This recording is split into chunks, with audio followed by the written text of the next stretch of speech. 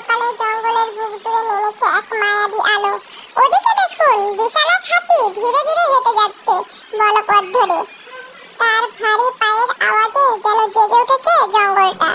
গাছের ওপর বানর বসে তা দেখছে এবং খরগোশটি একটি গাছের ডালে বসে আছে। ময়ূর হাতিটির সাথে কথা বলছে। কি সুন্দর! আরেক পাশে হরিণটি ঘাস খেতে ব্যস্ত। তারা খুব শান্ত ও কোমল, তাদের চোখে যেন স্নিগ্ধতা মাখা। আরেক পাশে গাছের গোড়ায় বসে আছে এক বয়স্ক হনুমান, চুপচাপ ভাবনার গভীরে ডুবে আছে যেন। কি ভাবছে সে, কে জানে।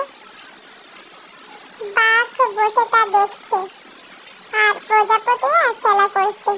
আরেকটি বাঘ গাছের ডাল দাঁত দিয়ে কাটছে, যেন মনে হচ্ছে তার অনেক ক্ষুধা লেগেছে।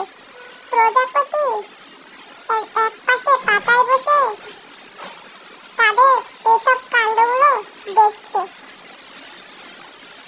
মৌমাছিরা উড়ে যাচ্ছে এবং একটি হাতের দল ও একটি শিয়ালের দল জলাশয়ের ধারে হাঁটছে।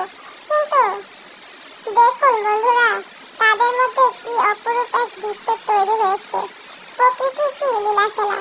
হাতি আর হাতির বাচ্চাটি কত সুন্দরভাবে আছে, কিন্তু মজার ঘটনা ঘটছে একটু ভিতরে। সেখানে একদল বাঘ বসে গল্প করছে।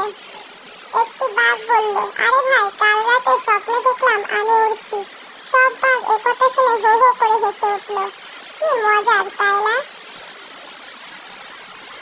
একটি গাছের আরেকটু দূরে একটি বাঘ ও ক্যাঙ্গারু দাঁড়িয়ে আছে। একটি গাছের ডালে একটি হুতুম পেঁচা বসে আছে। ক্যাঙ্গারুটি একজনের সাথে কথা বলছে। চিতাবাঘটি তাদের এসব কিছু দেখছে আর বাঘের আঙ্গুর খাওয়া দেখছে। হুতুম পেঁচা গাছের ডালে বসে নাচানাচি করছে। খরগোশটি টিকটিকিদের উঁকি মেরে দেখছে। আর ইঁদুরগুলো ভাবছে, এরা এগুলো কি করছে এখানে।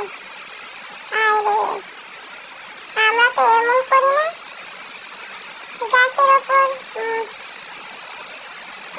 পাখি দুটো বসে আছে। শিয়ালগুলো ঘেউ ঘেউ করে ডাকছে। পাখিরা গাছের ডালে বসে কথা বলছে।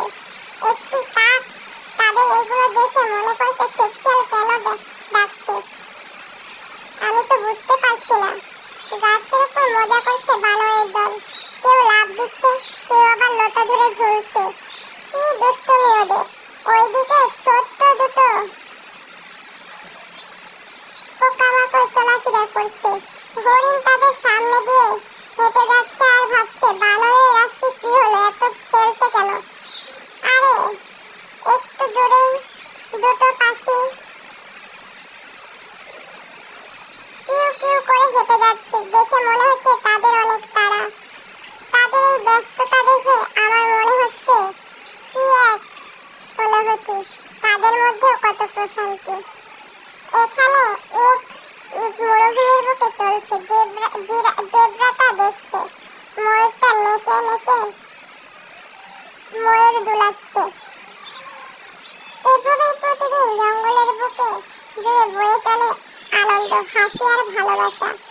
প্রতিটি প্রাণী এখানে নিজের মতো করে বাঁচে। এটাই তো প্রকৃতির আসল সৌন্দর্য, তাই না বন্ধুরা?